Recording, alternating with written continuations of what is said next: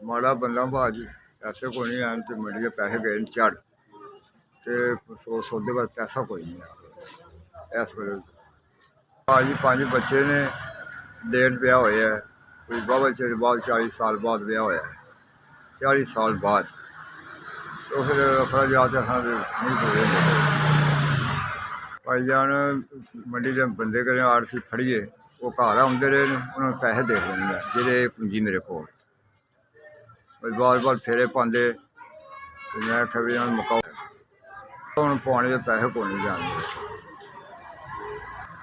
देखो भाई रेहड़ी बिल्कुल खाली है तो पैसा कोल को नहीं तो कोई सानू मदद करा दो भाई दुआ ध्यान लगी थोड़ी मेहरबानी भी बड़ी बड़ी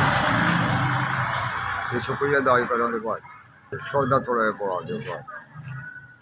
सौदा थोड़े रेहड़ी भाजी पवा दो मैं अपने आराम से रेहड़ी का चलाऊँ बच्चों की रोज़ी कमा रखा मेरे को पैसा कोई नहीं फिर ला बिल्कुल पैसा कोई नहीं मेहरबानी दुआ करा भाजी थोड़ी मेरी मेहरबानी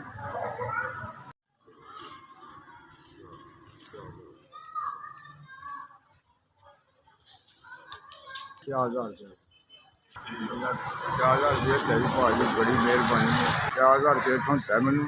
मेरी ये सौदा पाने का मेरे बच्चे रोज़ ही चल पड़े थोड़ा भला करे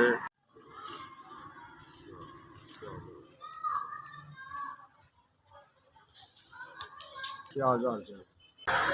4000 रुपये थोड़ा मैनू मेरी ये सौदा पाने का मेरे बच्चे रोज़ ही चल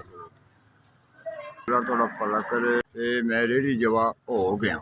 अल्लाह का रोज़ी कमा के खा एस भी एस तिना भरावां ने मेहरबानी मेरे नाल कीती है मेहरबानी उन्होंने जी मेरे 4000 मदद की बड़ी मेहरबानी।